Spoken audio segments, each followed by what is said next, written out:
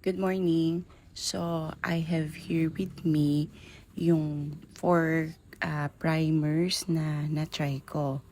First is yung BYS Face Primer. So, binili ko to sa Watson amounting to 700 plus. Tapos, second one is yung No Shine Mattifier by Quick Fix at for 250 sa Watson din. And then yung O2O Zero Force na primer, binili ko naman siya sa online amounting less than 200.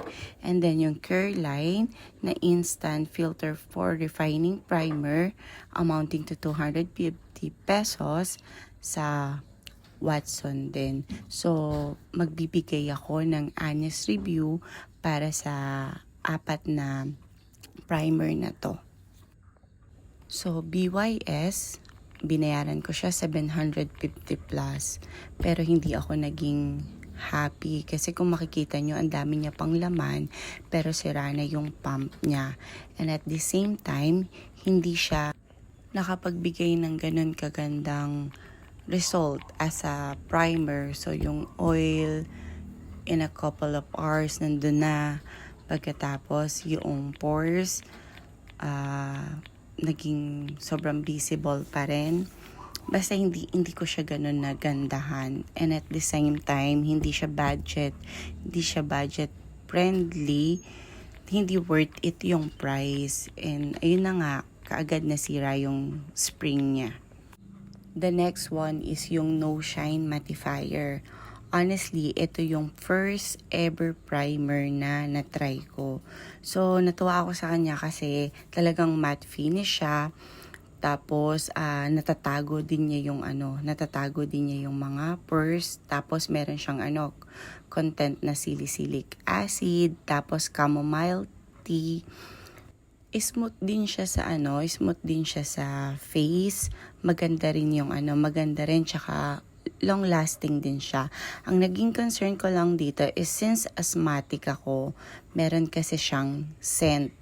Tapos nagkakos sa akin ng teary eyes yung yung primer na to. So, before, nung wala pa akong nakikilalang ibang primer, so talagang kinakarer ko siya kahit na gano'n na nagtitrigger sa akin ng allergy. Kasi meron siyang magandang result sa akin. The third one naman is yung O2O Zero Pores na primer nila. So, maganda siya, lightweight siya, and then at the same time, wala akong naging concern with regards to fragrance. And then, natatago naman niya yung pores, para siyang tinted siya. So, meron siyang kulay, unlike ni No Shine Mattifier na talagang lang siya, wala siyang color, transparent lang siya. So, wala naman ako naging concern dito. Okay naman siya.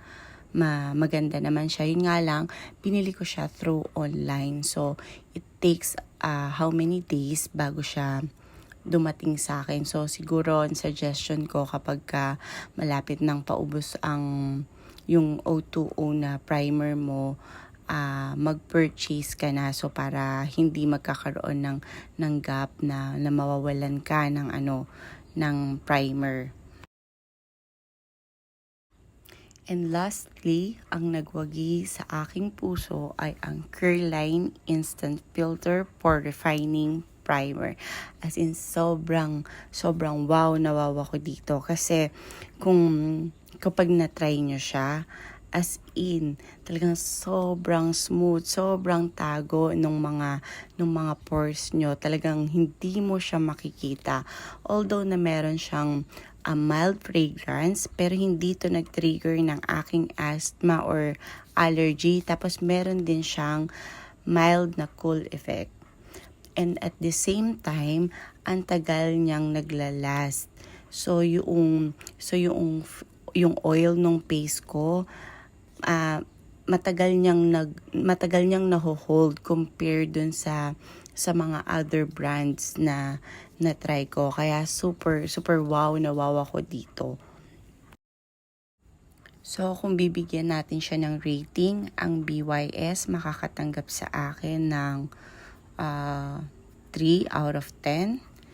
Ang No Shine Mattifier, I can give siguro mga 8 out of 10. Tapos, itong O2O, Zero Pores Primer, 8.5 out of 10. And then, ang Careline Instant Filter for Refining Primer, I can give 10 out of 10. Thank you!